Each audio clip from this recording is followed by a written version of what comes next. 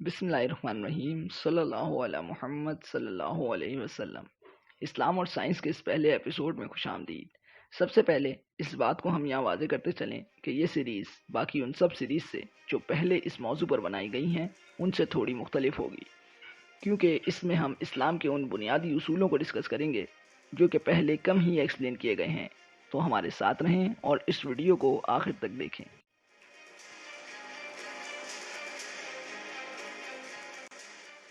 جب اللہ نے کائنات کو بنانے کا فیصلہ کیا تو اللہ پاک نے کہا کن ہو جا، اور ایک زوردار دھماکہ ہوا جسے آج سائنس بگ بینگ کے نام سے جانتی ہے، اور اس کے نتیجے میں تمام کائنات وجود میں آئی۔ پھر اللہ نے زمین کو ہموار کیا اور جانداروں کا وجود عمل میں آیا۔ مختلف اقسام کی زندگیاں وجود میں آئیں جن کا مطالعہ ہم باٹنی اور زولوجی میں کرتے ہیں۔ پھر انہیں نباتات، جمادات، حیوانات، چرند، پرند اور مختلف ناموں سے نوازا گیا۔ اس کے کچھ عرصے بعد انسان کا وجود عمل میں لایا گیا اور اسے سب مخلوقات سے افضل مقام دیا گیا۔ انسان کو بھی مختلف اشکال، رنگ، نسل اور قوموں میں تقسیم کیا گیا۔ پھر انسان کو ارتقائی عمل سے گزارا گیا۔ جوں جوں انسان ترقی کرتا گیا، سائنس نے بھی ترقی کرنا شروع کی، پر بات پھر یہاں تک آ پہنچی کہ انسان نے ہر چیز کو سائنس کی کسوٹی پر پرکھنا شروع کر دیا۔ جو چیز سائنس پر پوری اترتی انسان اسے اپنا لیتا، اور جو سائنٹیفک لاس کی خلاف جاتی اسے ریجیکٹ کر دیتا۔ یہاں تک کہ مذہب کو بھی سائنس کی چھلنی سے گزارا گیا۔ کوئی بھی مذہب جو یہ دعویٰ کرتا ہے کہ وہ حقیقی اور سچا مذہب ہے تو اس کی سچائی کے لیے یہ اصول ہے کہ اسے اپنے وقت کے حساب سے اس وقت کی سائنس پر پورا اترنا چاہیے۔ اس کا ہرگز یہ مطلب نہیں کہ سائنس ایک حجت ہے، کیونکہ سائنٹیفک تھیوریز بھی تبدیل ہوتی رہتی ہیں، لیکن سچا مذہب وہ ہے جو زندگی کے بنیادی اصولوں کو پوری طرح اپنے اندر سموئے ہوئے ہو اور ہر پہلو سے انسان کی رہنمائی کرنے والا ہو۔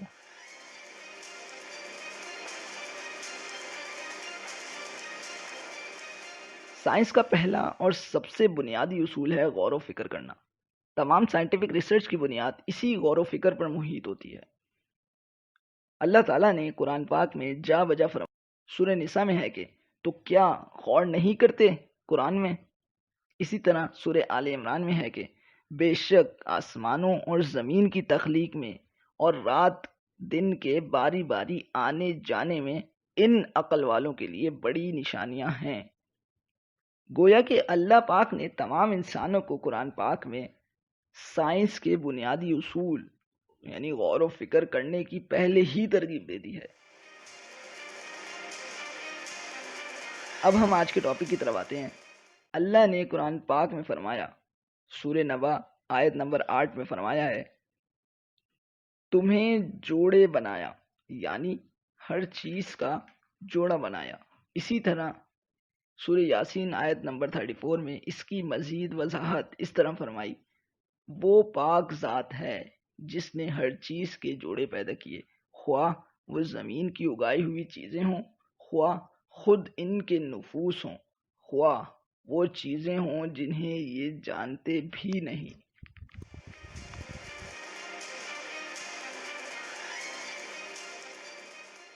پر یہاں جوڑے سے مراد کیا صرف جانداروں کا جوڑا ہے، یعنی میل اور فیمیل؟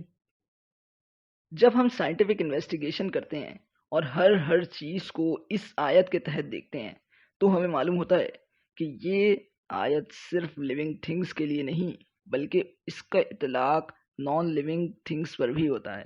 پر کیسے؟ اب ہم یہ جاننے کی کوشش کرتے ہیں۔ ہم اسپیس سے شروعات کرتے ہیں۔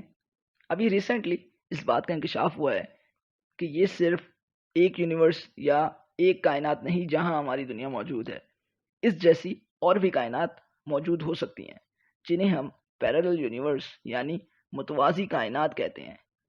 اگر یہ بات سچ ہے تو آسان الفاظ میں اس کائنات کی کوئی اور جوڑی بھی موجود ہے، یعنی اس کائنات کا کوئی اور پیئر یا کپل بھی موجود ہے۔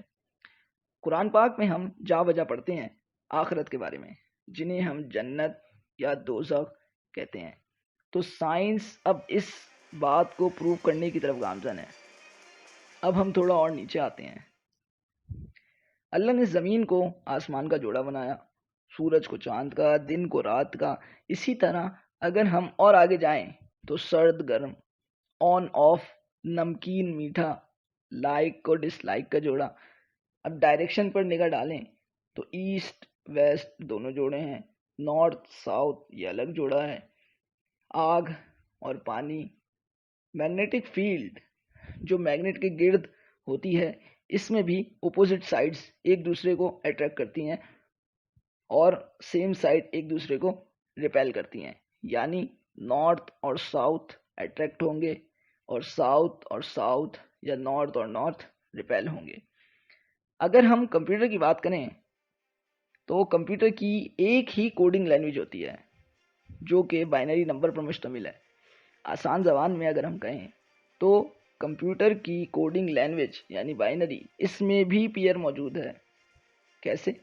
ایک 0 اور 1، اور پوری کوڈنگ لینگویج کا انحصار اسی 0 اور 1 کے پیئر پر ہے.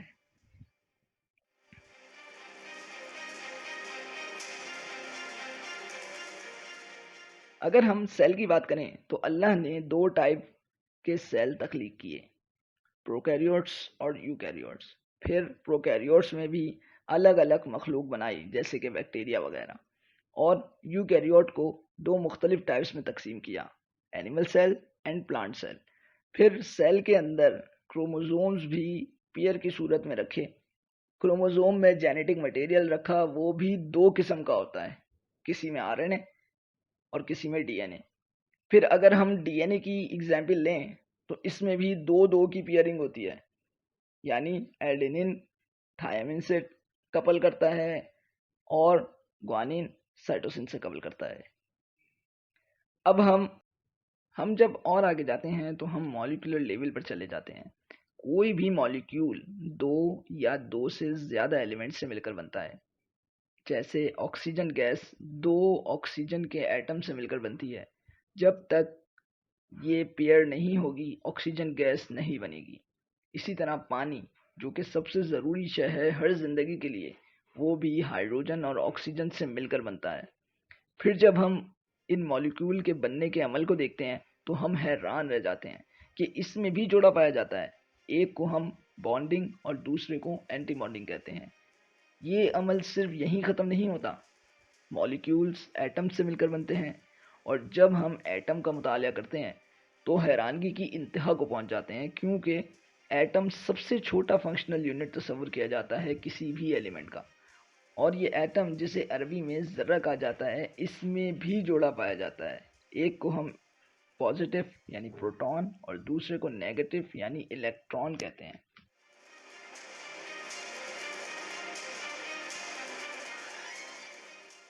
اگر بات بس یہی میٹر تک رک جاتی تو بھی کافی تھا، پر قرآن پاک قیامت تک کے لیے آنے والے لوگوں کے لیے نشانی ہے اور کوئی بھی پہلو اس سے پوشیدہ نہیں. اب ہم انرجی میں بھی جوڑے تلاش کرتے ہیں. انرجی کی بھی ڈیفرنٹ ٹائپس ہیں، جن میں سب سے زیادہ استعمال EMR یعنی الیکٹرو میگنیٹک ریڈیشنز کا ہوتا ہے، جسے ہم ویوز کی صورت میں کلاسیفائی کرتے ہیں. جب ہم ویوز کا مطالعہ کرتے ہیں تو ان میں بھی جوڑے پائے جاتے ہیں، ایک الیکٹرک دوسرا میگنیٹک. اسی طرح ویوز کی جب کریکٹرائزیشن ہوتی ہے تو ویوز کے 2 حصے ہوتے ہیں، اوپر والے حصے کو ہم کہتے ہیں کرسٹ اور نیچے والے کو ٹرف. اب آپ کو شاید اندازہ ہوا ہوگا کہ اور تمہیں جوڑے بنایا سے کیا مراد ہے.